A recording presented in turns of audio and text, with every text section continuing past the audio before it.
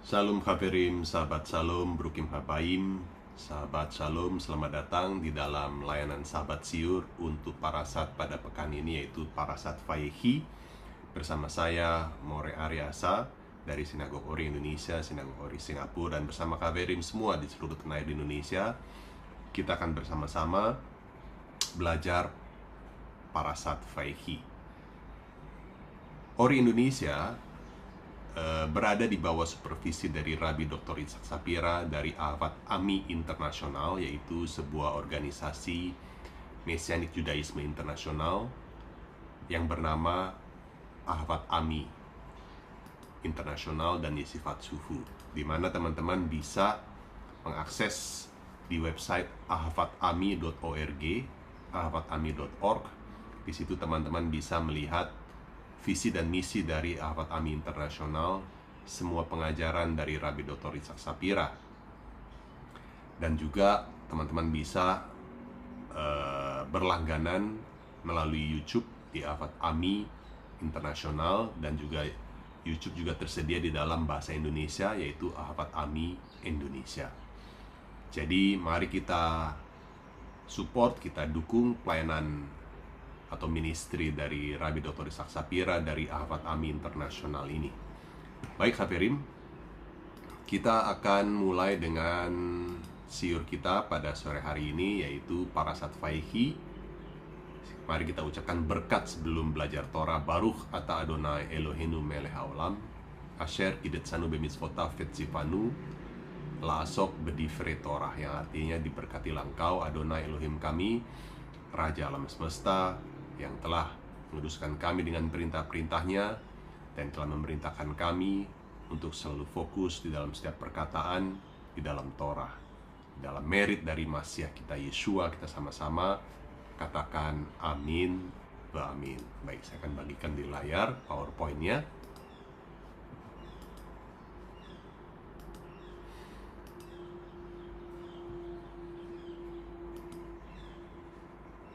Parasat Vayehi.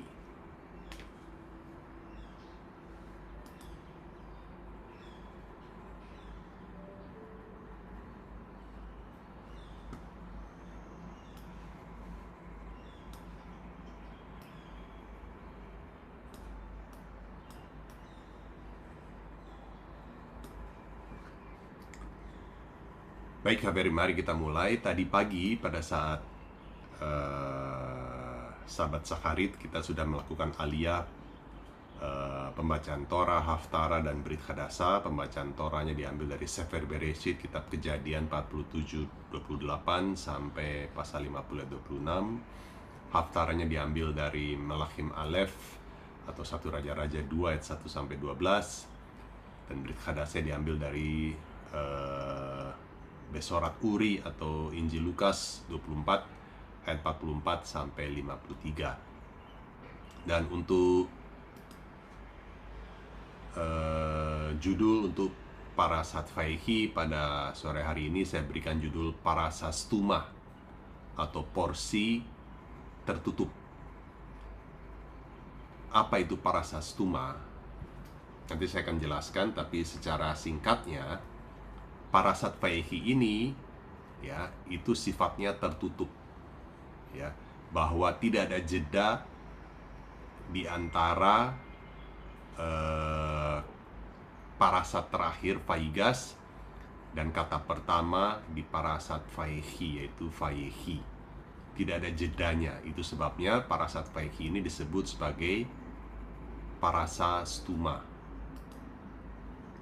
Dan sebelum kita melangkah lebih jauh, kembali saya ingin mengingatkan 7 prinsip nubuat yang diajarkan oleh Rabbi Dr. Itzhak Shapira, bahwa setiap kali kita melakukan pembelajaran Torah, kita harus melihat dari sisi nubuatan. Jadi kalau kita belajar Torah, jangan melihat itu sebagai nilai sejarah, tetapi ada nilai-nilai masa depan, nilai-nilai nubuatan. Prinsip pertama di dalam belajar Torah yang berkaitan dengan nubuatan adalah prinsip Maaseh Avot Siman Labanim, yang artinya apa yang dilakukan oleh bapak-bapak leluhur itu adalah tanda untuk anak-anaknya di masa depan. Ini dijelaskan oleh Ramban, Rabbi Mose ben Nahman, atau yang juga disebut sebagai Nahmanides, di dalam Kejadian 12 ayat yang ke-6. Kemudian prinsip nomor 2 di dalam nubuatan adalah Ma sehaya hu seihi. Apa yang pernah ada akan ada lagi. Tidak ada sesuatu yang baru di bawah matahari ini. Ini diambil dari Pengkhotbah 1 ayat yang ke-9 atau Kohelet 1 ayat yang ke-9. Kemudian prinsip nomor 3 dari mem sofit ke mem terbuka. Nanti kita akan bahas prinsip nomor 3 ini. Yesayahu 9 ayat 6. Prinsip nomor 4 yaitu Nevo Ahad Moshe. Semua perkataan Moshe di dalam Torah yang ada tertulis di dalam kitab Kejadian, Keluaran, Imamat, Bilangan, Ulangan, itu semua sifatnya adalah nubuatan tentang apa yang terjadi di masa depan. Ayatnya dari Devarim 34, Ulangan 34 ayat yang ke-10. Prinsip nubuatan nomor 5 adalah semua perkataan Masiah Yeshua di dalam Injil, di dalam Besorot. Itu prinsip nomor 5. Prinsip nomor 6 adalah doa Bapa kami atau Tefilat Hatalmidim yang diambil dari Besorat Matai atau Injil Matius 6 ayat yang ke-10, yaitu menjadikan bumi seperti di surga. Itu adalah misi dari setiap manusia di muka bumi ini, yaitu membawa turun surga untuk datang ke bumi atau menciptakan bumi seperti di surga. Dan prinsip yang nomor 7 ya, di dalam nubuatan adalah prinsip prinsip midah keneged midah. Untuk ukuran yang sama akan diterapkan ukuran yang sama juga. Itu prinsip nubuatan, 7 prinsip nubuatan dari Rabbi Dr. Itzhak Shapira yang selalu akan kita gunakan di dalam setiap pembelajaran Torah. Maaf. Kita mulai dengan parasat Vayehi. Di Kejadian 47-28 disitu dikatakan Vayehi Yaakov be'eretz Mitzrayim Seva esreh shana Vayehi yemei Yaakov shenei Khayaf Seva Sanim Ve'arba'im. Dan Yaakov masih hidup 17 tahun di tanah Mesir. Maka umur Yaakov, yakni tahun-tahun hidupnya, menjadi 147 tahun. Menurut Rasi ya, dari ayat Kejadian 47 ayat 28, Rasi mengatakan begini: mengapa sidra atau bagian ini tertutup? Pertama, karena dalam bagian ini berisikan tentang cerita kematian Yaakov. Setelah kematian Yaakov, hati dan mata Bene Israel tertutup.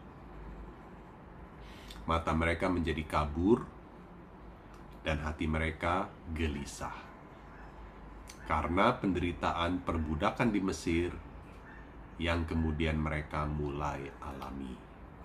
Alasan yang kedua mengapa bagian parasat Vayehi ini adalah tertutup, alasan kedua yang lain adalah karena sebenarnya Yaakov ingin mengungkapkan kepada anak-anaknya tentang akhir zaman, yaitu kapan kedatangan Masiah dan kapan pembuangan Israel akan berakhir. Tetapi penglihatan itu menjadi tertutup atau tersembunyi bagi Yaakov. Itu ada di Midras Rabbah, Bereshit Rabbah 96 ayat yang ke-1. Sidra, apa itu sidra?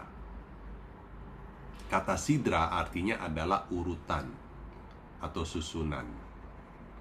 Bentuk jamaknya adalah sidrot atau sedarim. Kata ini terkait dengan kata seder. Misalnya Pesach seder, Rosh Hashanah seder, Ya, artinya adalah urutan atau susunan. Kata sidra dan parasa itu digunakan secara bergantian untuk bagian Torah yang dibaca pada saat hari Syabat. Dalam agama Yahudi, kata parasa merujuk pada serangkaian ayat yang tertulis dalam gulungan Torah tanpa jeda di dalam teks.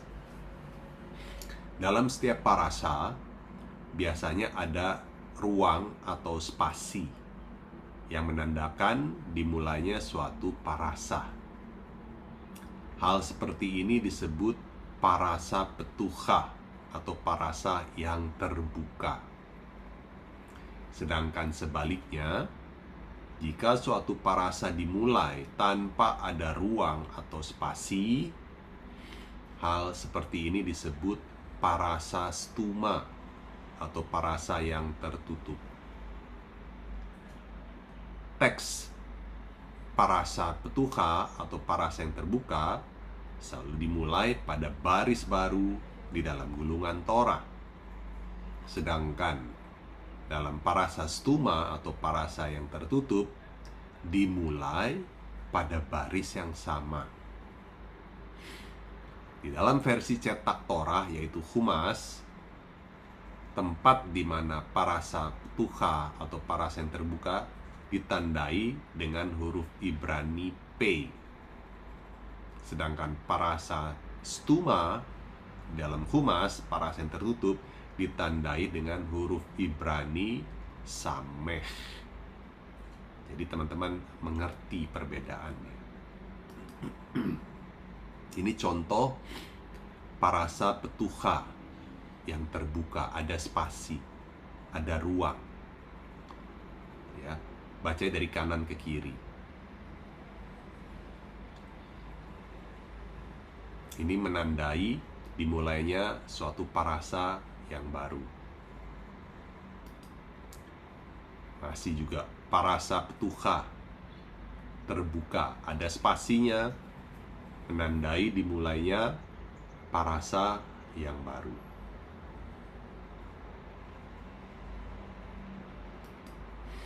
Sedangkan parasa stuma adalah parasa yang tertutup. Kita lihat di sini bahwa tidak ada spasi, tidak ada ruang. Semua menjadi satu bagian. Dari akhir parasha sampai dimulai parasha baru, itu semua tertutup. Ini saya ambil dari parasat Vayechi sendiri. Jadi parasat Vayechi sifatnya adalah tertutup, parasa stuma.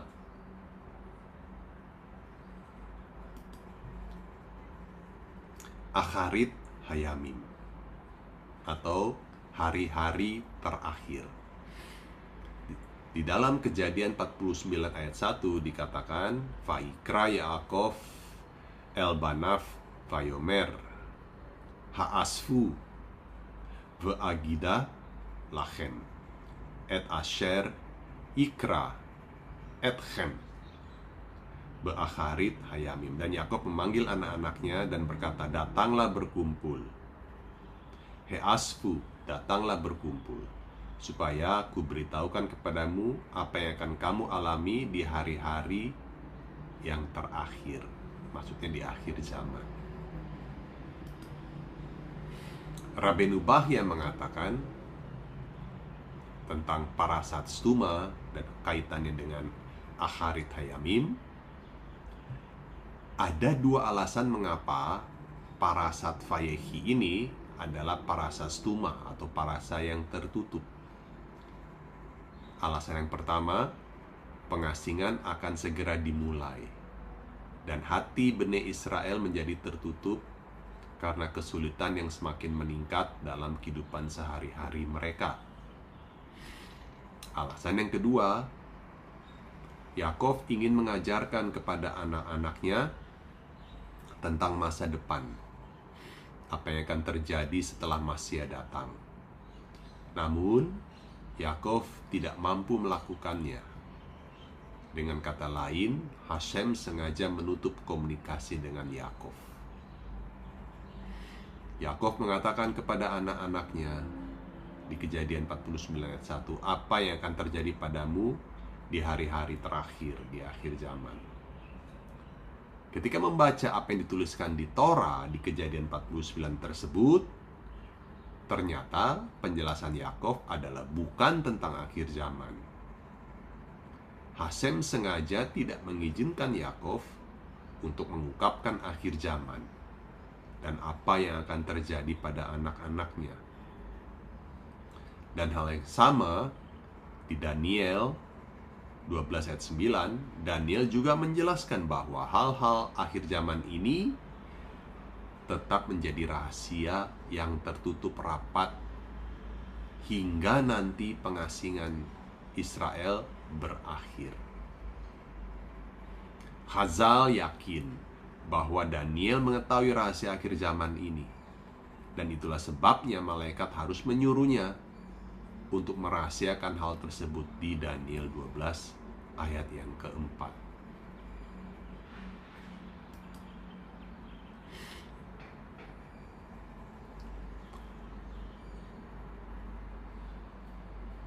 Yesayahu juga mengatakan hal yang serupa di dalam Yesayahu 9 ayat yang ke-6, di mana kita menemukan huruf mem sofit, mem yang tertutup di tengah kata. Biasanya menurut tata bahasa Ibrani, huruf mem sofit itu selalu ada di akhir kata. Ya. Nah, ini yang Rabbi Sapira ajarkan, ya, prinsip nubuatan yang nomor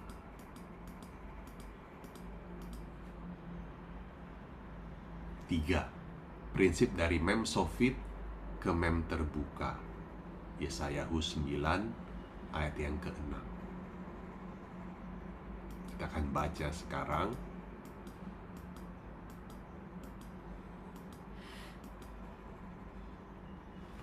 Di dalam Yesayahu 9 ayat ke-6 di situ dikatakan lemarbeh hamisrah ul shalom in Ketz, besar kekuasaannya dan damai sejahtera tidak akan berkesudahan di atas tahta David dan di dalam kerajaannya, karena ia mendasarkan dan mengokohkannya dengan keadilan dan kebenaran dari sekarang sampai selama-lamanya. Kecemburuan Adonai Sebaot akan melakukan hal ini. Rabbeinu Bachya mengatakan, menjelaskan begini.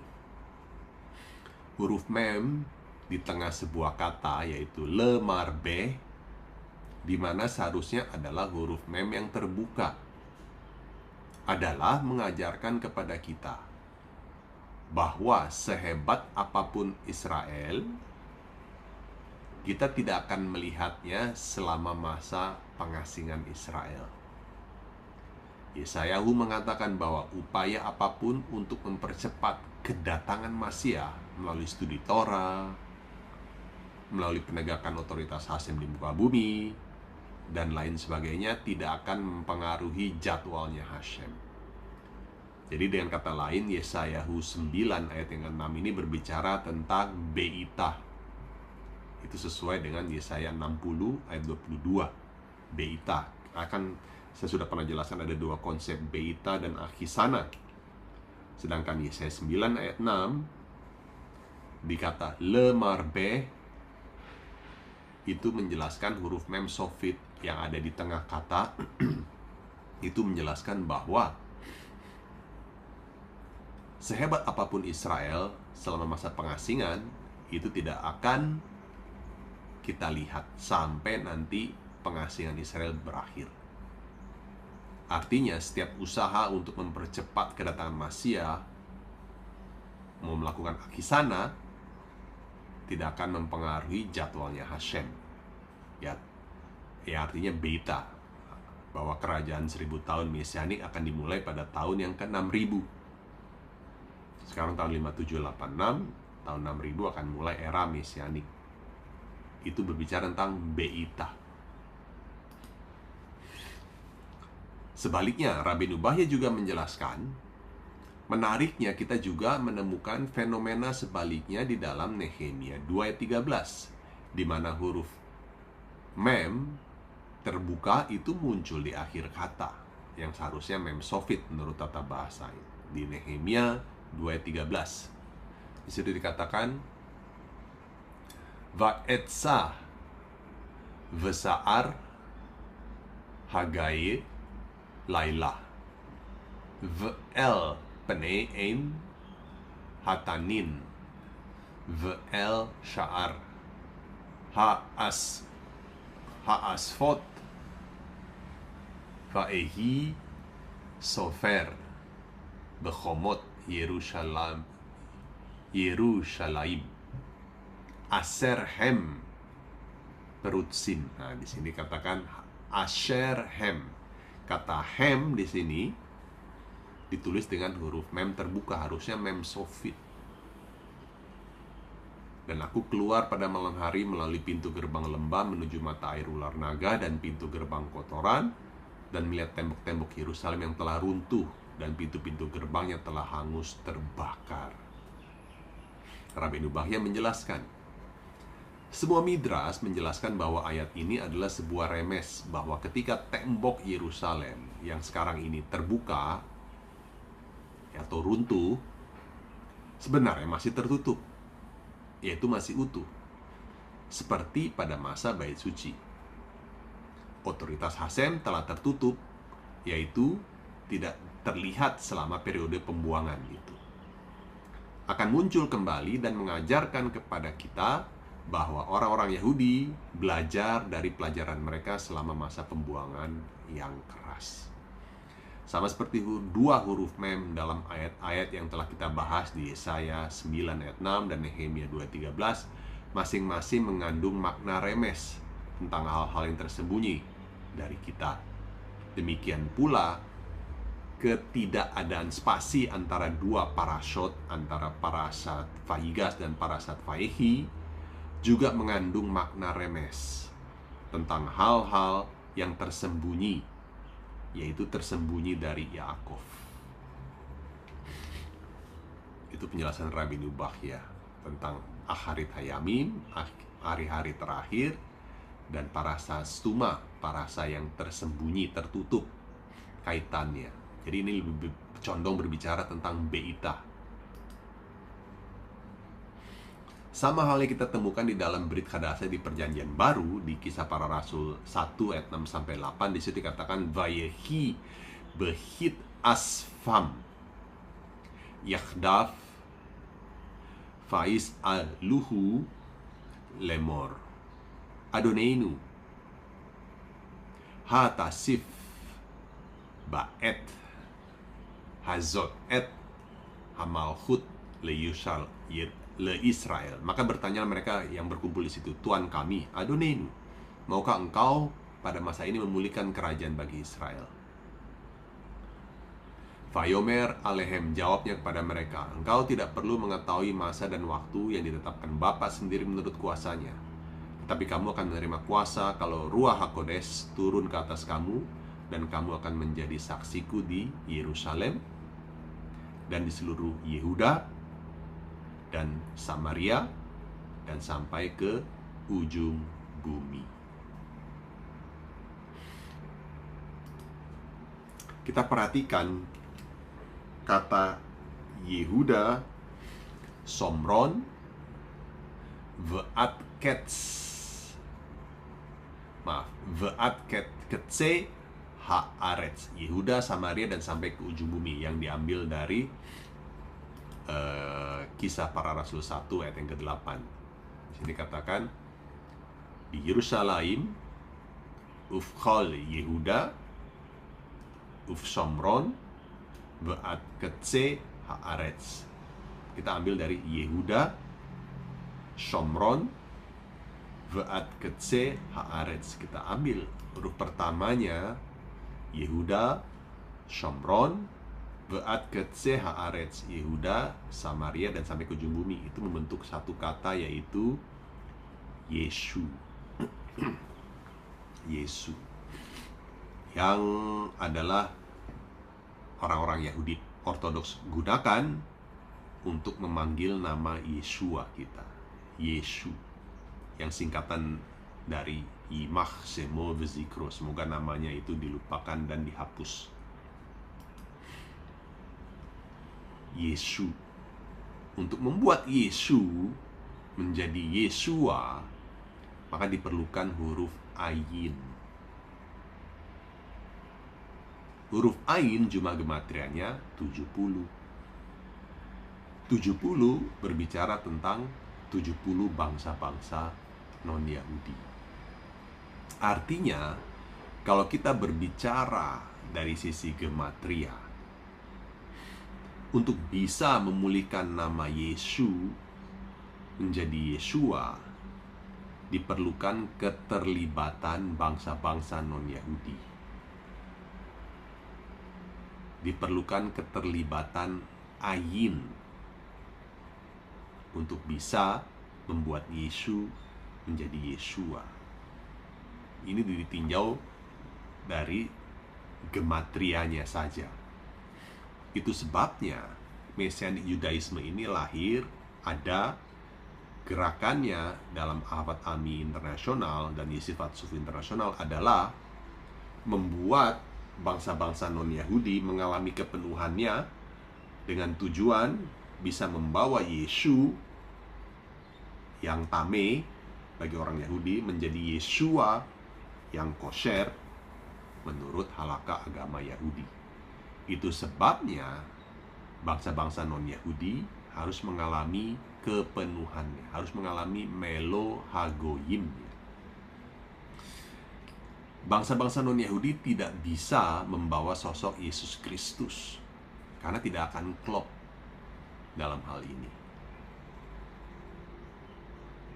Di dalam pola pikir Yunani tidak akan masuk ke dalam pola pikir Judaisme, karena Judaisme dan Helenisme itu dua kubu yang berbeda yang saling bertentangan.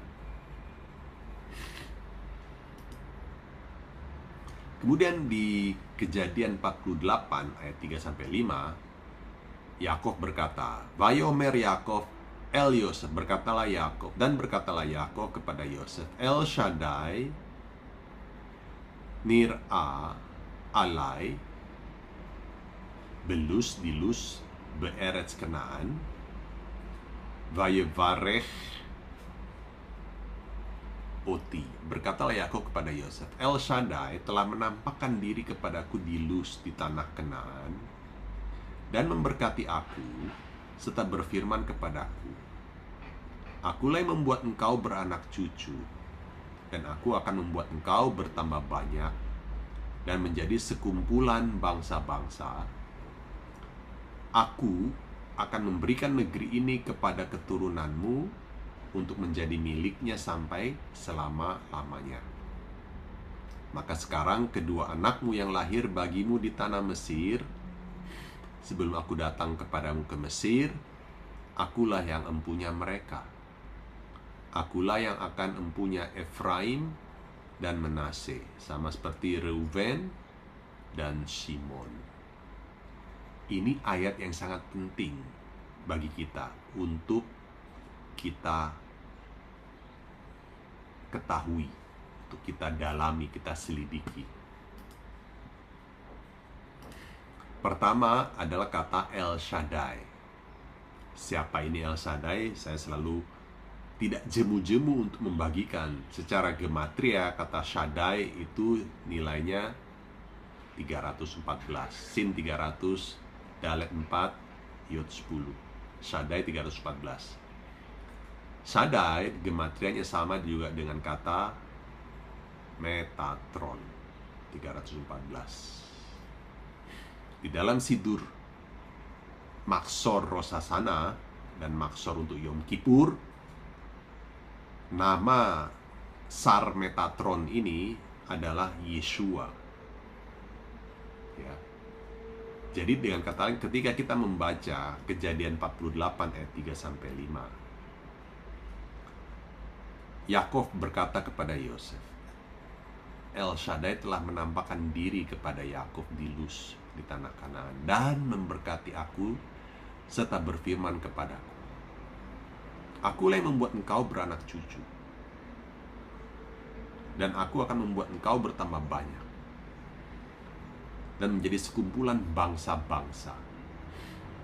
Aku akan memberikan negeri ini kepada keturunanmu untuk menjadi miliknya sampai selama-lamanya. Maka sekarang kedua anakmu yang lahir bagimu di tanah Mesir, anak-anaknya Yosef, itu diadopsi, diangkat anak oleh Yakov. Efraim dan Manasye menjadi seperti Ruben dan Shimon.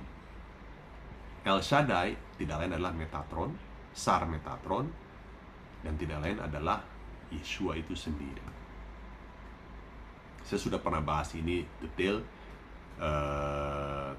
tentang sosok Metatron di dalam video-video YouTube sebelumnya, ya, terutama jelas di dalam Maksor Hari Raya Rosh Hashanah dan Maksor Hari Raya Yom Kippur. Di situ dijelaskan nama dari Metatron itu adalah Yeshua. Shaddai juga singkatan dari Shomer Daltot Israel, sang penjaga pintu-pintu gerbang. Delet itu adalah pintu, Daltot itu adalah pintu-pintu pintu-pintu. Jadi Shaddai adalah singkatan dari Shomer Daltot Israel, sang penjaga pintu-pintu gerbang Israel. Di ayat Yohanan atau Besorat Yohanan, Yohanes 10 ayat 9, di situ dikatakan Anochi hasya'ar is ki yavo derech bi yefashea uva veyetse umatsa mir'e. Akulah pintu, Anochi hasya'ar. Sama persis seperti yang dijelaskan di dalam Maksor Rosh Hashanah, bahwa nama malaikat Metatron ini adalah Yeshua. Di dalam Besorat Yohanan, Yeshua juga mengatakan, akulah pintu untuk masuk kepada Hashem, Shaddai. Shaddai juga singkatan dari Saare Demaot Yiftah, yang artinya pintu gerbangku akan terbuka melalui tetesan air matanya. Jadi ada satu sosok, satu entity di Hasyamaim, di surga, yang harus kita lalui sebelum kita bertemu kepada Hakados baru. Sosok ini adalah Shaddai atau El Shaddai, sang penjaga Shomer Daltot Israel, sang penjaga pintu gerbang Israel. Dan Yohanes 10 ayat 9 mengatakan Anochi hasya'ar, akulah pintu itu. Kemudian masih di ayat yang sama, kita akan fokus ke dalam kalimat yang warna biru ini yang berbunyi Likahal Amim, ya, yang artinya sekumpulan bangsa-bangsa. Likahal Amim, sekumpulan bangsa-bangsa. Dari mana Yakov dapat berbicara bahwa Yakov itu, bahwa dirinya Yakov akan menjadi Lekahal Amim, menjadi sekumpulan bangsa-bangsa? Kejadian 48 ini diambil berdasarkan Kejadian 35 ayat 11. Ketika El Shaddai itu berkata kepada Yakov, Vayomer lo Elohim ani El Shaddai pere urve goy ukehal goyim yihye mimecha umlachim mechalatsecha yetseu. Lagi firman Elohim kepadanya, akulah El Shaddai, beranak cuculah dan bertambah banyak. Goy, sebuah bangsa, ukehal goyim, dan sekumpulan bangsa-bangsa akan berasal daripadamu, dari Yakov, dan raja-raja akan berasal daripadamu. Jadi berdasarkan Kejadian 35 ayat 11 dan berdasarkan Kejadian 48 ayat 3-5, dari Israel itu akan menjadi sekumpulan bangsa-bangsa. Bukan hanya satu bangsa, tapi akan menjadi, lahirlah banyak goyim, banyak gerim. Begitu. Itu nubuatannya.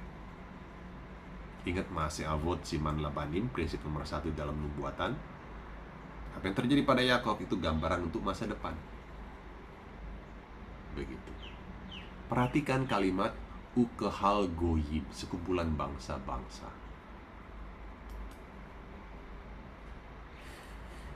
Rasi menjelaskan kata Goy itu merujuk kepada Benyamin, anak kandungnya. Sedangkan Kehal Goyim yang berwarna biru merujuk pada Efraim Manasye, anak-anak Yosef yang diadopsi oleh Israel. Anak-anak Yosef, perhatikan kalimat dari Rasi, penting. Kehal Goyim ini adalah anak-anaknya Yosef yang diadopsi oleh Israel dan menjadi suku-suku Israel. Penting ini KPRI untuk mendalami penjelasan Rasi. Kehal Goyim yang ada di Israel itu merujuk kepada Efraim dan Manasye, yaitu pengikutnya Masiah ben Yosef, anak-anaknya Yosef. Bukankah kita semua adalah bangsa-bangsa non-Yahudi, Goyim dulunya, yang diadopsi menjadi bagian dari suku-suku Israel karena kita mengikuti Masiah ben Yosef, yaitu Rabi Yeshua ben Yosef. Diadopsi oleh Israel, oleh Yakov, menjadi suku-suku Israel. Ini luar biasa penjelasan Rasi ini. Di Kejadian 48 ayat 19, Yakov memberkati Efraim dengan mengatakan Melo Hagoyim. Di situ katakan Vayemaen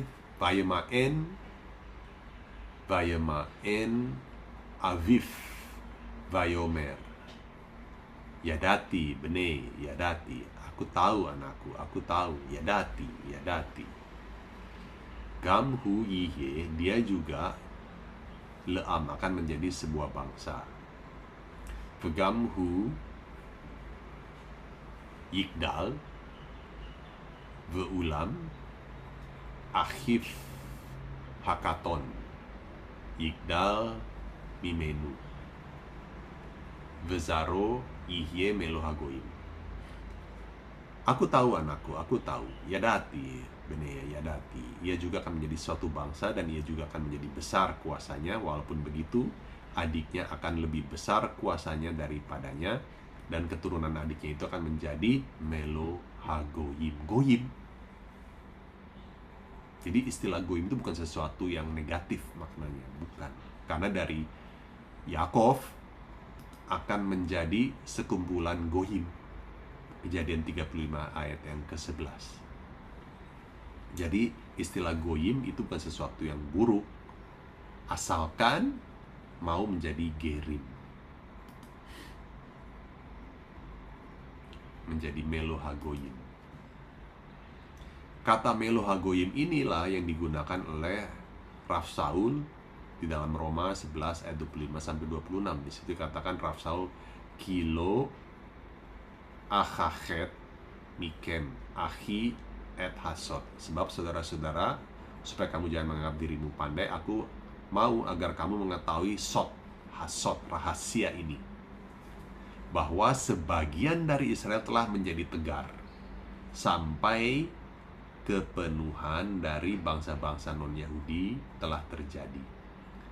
Dengan jalan demikian, seluruh Israel akan diselamatkan. Seperti ada tertulis, dari Sion akan datang penebus, ia akan menyingkirkan segala kefasikan daripada Yakov. Bagaimana caranya Hasem menyingkirkan kefasikan dari Yakov?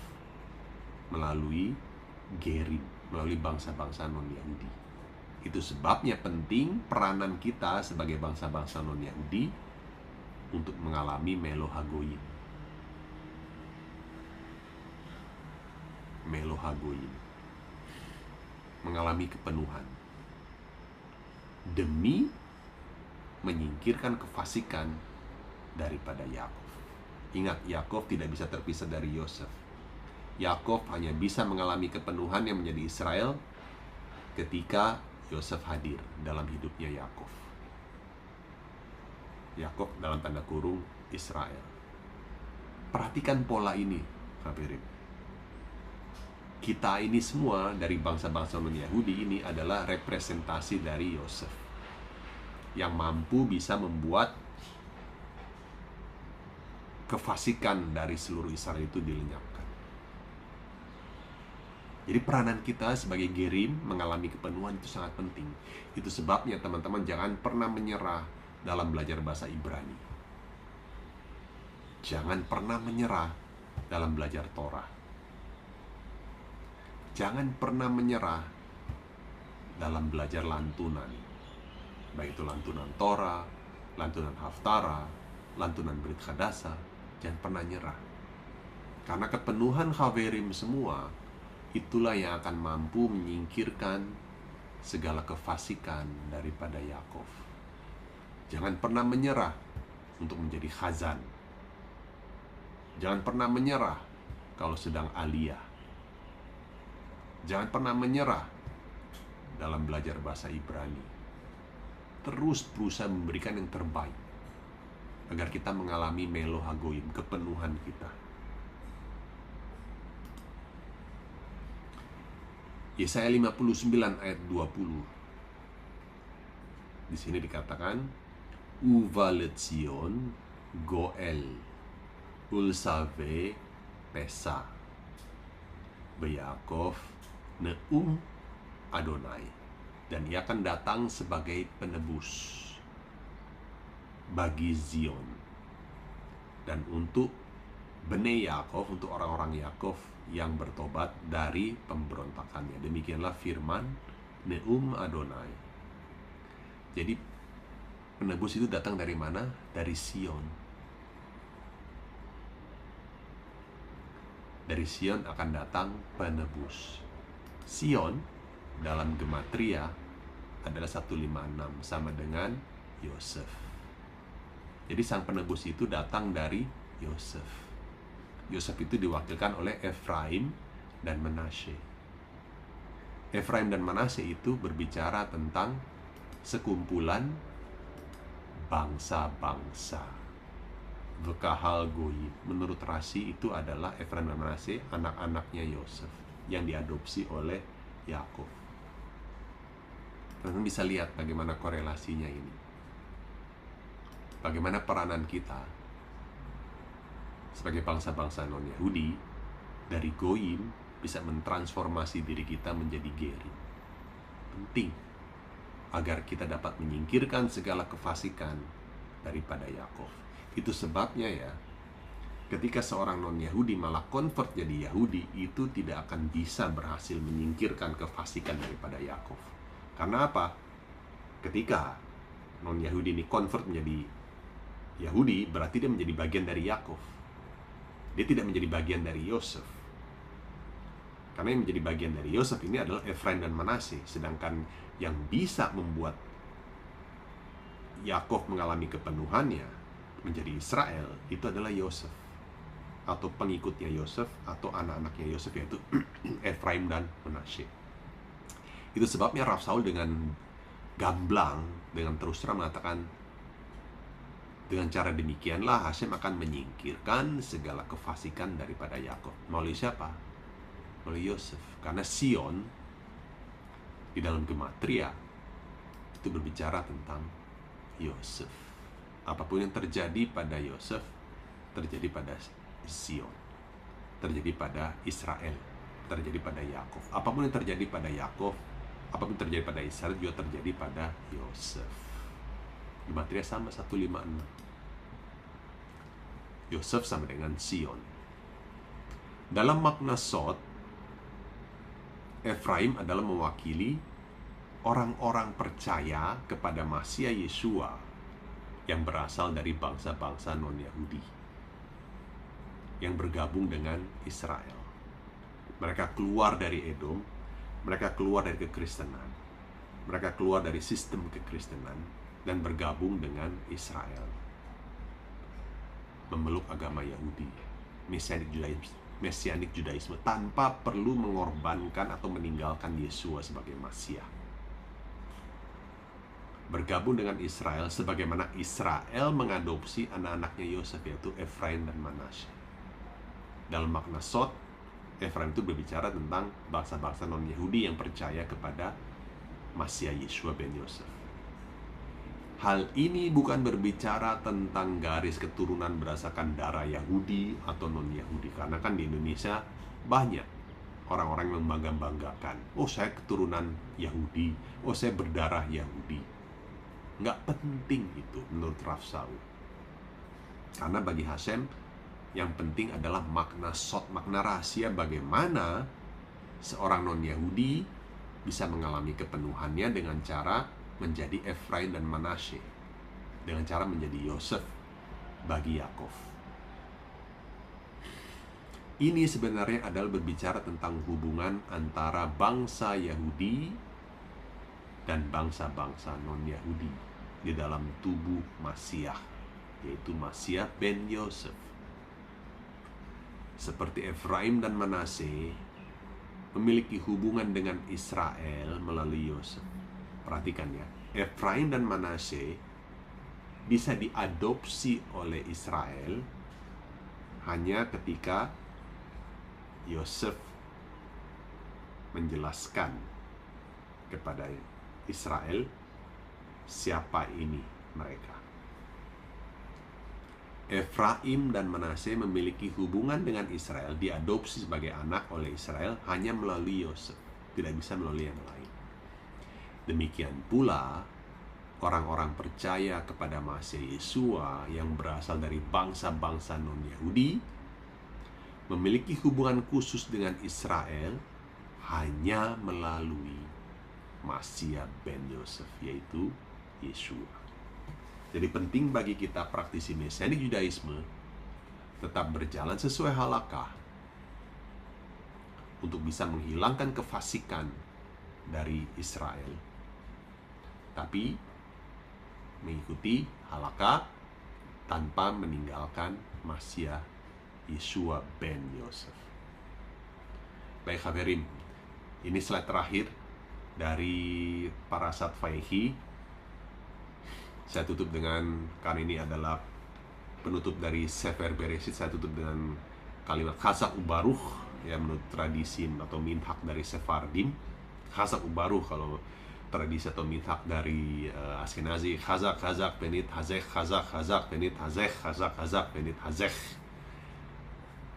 Dan saya tutup dengan berkat setelah belajar Torah, Baruch ata Adonai Eloheinu melech haolam, asher natan lanu Torat emet, v'chaye olam nata betochenu, Baruch ata Adonai noten haTorah, bezekut Yeshua Mesihenu, amin v'amin. Diberkatilah engkau Adonai Elohim kami, Raja alam semesta, yang telah memberikan Taurat kebenaran kepada kami, yang telah memberikan kehidupan yang kekal kepada kami. Diberkatilah engkau Adonai sang pemberi Torah. Di dalam merit dari Masiah kami Yeshua ben Yosef, kita sama-sama katakan amin ve amin. Yasher koach, Chazak ubaruch.